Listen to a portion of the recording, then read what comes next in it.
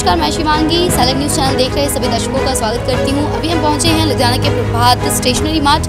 यहाँ पर books market trading association के हमारे साथ वाइस प्रेसिडेंट जुड़ने लगे हैं दीपक पुरी जी, विनय पुरी जी, साथ में एग्जीक्यूटिव मेंबर और साथ ही हमारे साथ दर्शन लाल जी मौजूद हैं। आइए सबसे पहले करते हैं इनका स्वागत। बहुत बहुत स्वागत, बहुत बहुत स्वागत आपका भी।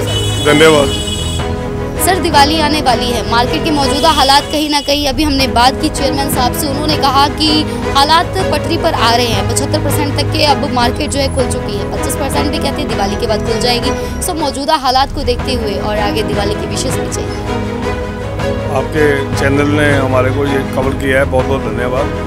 हालात पहले से तो ठीक हो रहे हैं, धीरे धीरे स्कूल भी थोड़े थोड़े खुलने शुरू हो गए हैं, इंस्टीट्यूट भी खुल रहे हैं, लेकिन अभी पूरी तरह नहीं खुले हैं। हालात थोड़े, एक तो मार्केट में प्राइसेस वगैरह बहुत अप हो गई हैं, गवर्नमेंट की कुछ पॉलिसियाँ हैं, महंगाई जैसे आपको पता ही है बढ़ रही है, तो सारी चीज़ों का व्यापार पे भार पड़ रहा है। गवर्नमेंट की तरफ से तो हमें कोई सपोर्ट नहीं है। अपने हालात हमने खुद ही 1.5-2 साल हमने बहुत मुश्किल समय से काटे, क्योंकि सबसे ज़्यादा इसी ट्रेड में फ़र्क रहा है, क्योंकि स्कूल ही नहीं खुले, ना बच्चों को कोई स्टेशनरी चाहिए थी, ना बुक्स चाहिए थी, ना यूनिफॉर्म चाहिए थी।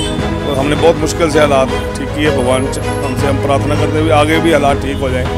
तो ये बाकी गवर्नमेंट की तरफ से तो किसी को भी आज के टाइम में कोई सपोर्ट नहीं है। आपको देखा ही आपने, सारे सड़कें सब, जो बाज़ार का माहौल है, रश है बाज़ार में बहुत ज़्यादा, तो कोई हमें वो नहीं है। बाकी धीरे धीरे हालात पहले से ठीक हो रहे हैं। अगर ऐसे ही मार्केट चलती रहेगी तो दिवाली के बाद हम उम्मीद करते हैं कि आगे से हमारा व्यापार थोड़ा ठीक हो। तो सर, क्या कुछ कहना चाहेंगे मार्केट के हालात को लेकर? हालात धीरे धीरे नॉर्मल हो रहे हैं, पर गवर्नमेंट की सपोर्ट ना होने के कारण काफ़ी मुश्किल आ रही है, और प्राइसेस में फ्लक्चुएशन बहुत ज़्यादा है। कस्टमर आता है, प्राइस पूछ के चला जाता है वापस, पर प्राइस में कोई कंट्रोल नहीं, ना सेंट्रल गवर्नमेंट का, ना स्टेट गवर्नमेंट का, ना लोकल अथॉरिटीज़ का। जो हर बंदा अपने मुंह मांगी प्राइस पे माल बेच रहा है, ब्लैक हो रही है हर चीज़ की, किसी चीज़ का कोई कंट्रोल नहीं गवर्नमेंट का। सो सर, कहीं ना कहीं ब्लैक मार्केटिंग की बात आपने की है, तो कहीं ना कहीं सूचित करने की कोशिश की होगी, लोकल जो अथॉरिटीज़ हैं उन तक पहुंचने की कोशिश की होगी। ये चीज़ें तो सब गवर्नमेंट को, सबको पता, क्या चीज़ गवर्नमेंट को नहीं पता, यानी कि शरेआम हो रही है। सरेआम सब कुछ हो रहा है, सब कुछ हुआ रहा है। किसी चीज़ के को पेपर के जैसे 30% रेट बढ़ गए, 20% बढ़ गए, ग्राहक तो आगे ही नहीं है। 10 रुपये की कापी अगर 12 रुपये की होगी तो ग्राहक तो 10 में भी है नहीं। पेपर के 25-30% रेट बढ़ गए, लोहे के बढ़ गए, प्लास्टिक के बढ़ गए, दाने के बढ़ गए।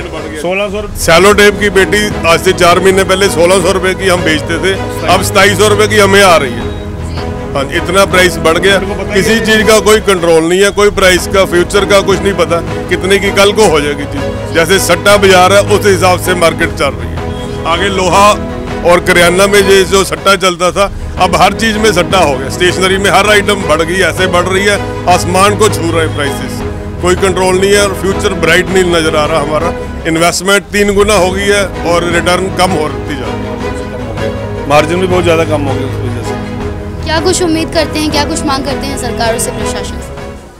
सरकारों से यही मांगा कि हमारे जो प्राइसेज है वो कंट्रोल हो, और एक फ्लक्चुएशन इतनी ज़्यादा ना रहे।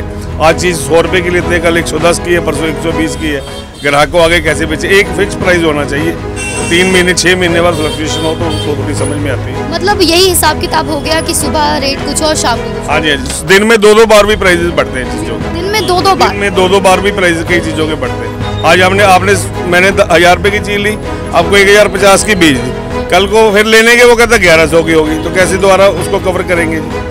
ये चीज़ हो। सो सर, अब सरकार, कहीं ना कहीं सरकार को चाहिए कि भाई जो ब्लैक मार्केटिंग कर रहे हैं, जिसका खामियाजा ये व्यापारी भुगत रहे हैं, आम जनता पे जिसका असर पड़ रहा है, तो इस पर नकेल कसनी चाहिए। सरकार को चाहिए कि अपनी मुट्ठी जो है कस के बंद करे, कुछ ऐसी पकड़ बनाए कि इन लोगों को भी राहत की सांस आए, और आम जनता भी जो कि महंगाई की मार से जूझ रही है।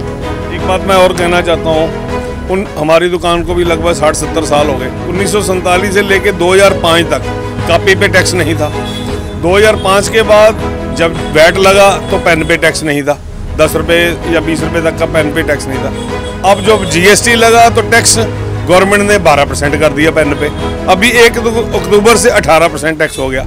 आप ये हिसाब लगाओ कि कितने पेन, करोड़ों पेन रोज के बिकते हैं। 18% कितना नजायज़ टैक्स है बच्चे के पेन पे। एक बार तो हम कहते हैं कि बच्चों को पढ़ाई कराओ, फ्री कराओ, शिक्षा फ्री करो, फलाना फ्री करो। कॉपी पे भी टैक्स लगा दिया जो बच्चे ने कॉपी पढ़नी है, ठीक है। और पेन पे भी 18% टैक्स टू मच है। 10 रुपए के पेन पे 1 रुपये 80 पैसे टैक्स है। कहाँ का ये इंसाफ है? 1 रुपये 80 पैसे टैक्स है। एक बच्चा जो 10 रुपए का पेन ले रहा है 1 रुपये 80 पैसे सरकार को दे रहा है। सरकार क्या दे रही है उसके बदले में बताओ? एक जीएसटी टेस्ट, दूसरा वैट, ऊपर से मतलब दोहरी मार। नहीं, वैट में पहले जो टैक्स फ्री था, फिर 12% हो गया जीएसटी पे, अब 18% टैक्स हो गया। बॉल पेन पे टैक्स 18% है, पेंसिल पे टैक्स 12% है। जबकि ये चीज़ें बच्चों के यूज़ होनी चाहिए और बच्चों के यूज़ वाली चीज़ों पे टैक्स होना ही नहीं चाहिए। और आगे भी सरकारों पे टैक्स मतलब नहीं था। 50-60 साल कॉपी पे टैक्स नहीं था, अब कॉपी पे भी टैक्स है। 18% टैक्स है। सरकार से यही मांग है भी कॉपी और पेन पे टैक्स फ्री होना चाहिए।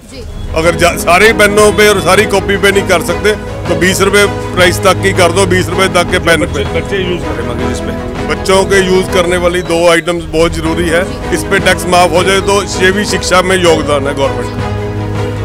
हालात के बारे में सुन के मन में यही सवाल आता है, क्या ऐसे बढ़ेगा इंडिया, क्या ऐसे आगे बढ़ेगा इंडिया?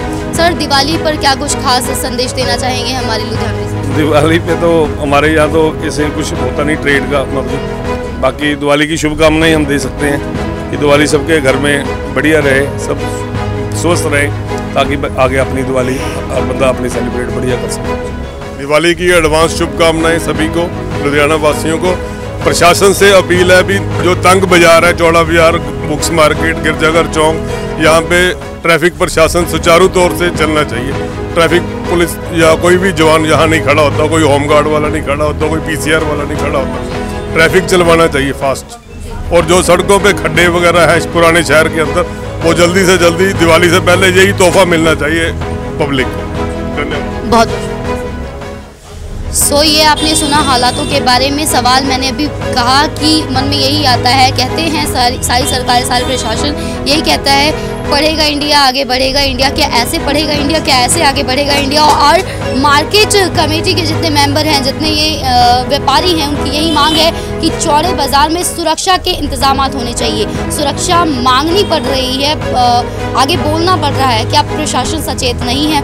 वहीं सड़कों के जो हालात बने हुए, खड्डे बने हुए हैं, सबसे पहले उन्हें दिवाली से पहले ये तोहफा मांगा जा रहा है इनकी तरफ से कि उन्हें सही किया जाए, और यही सबसे बेहतर दिवाली पर इनके लिए तोहफा होगा। ऐसे आप देखते रहें salad news channel. Camera person Bobby Nanda के साथ मैं शिवांगी विदा लेती हूँ।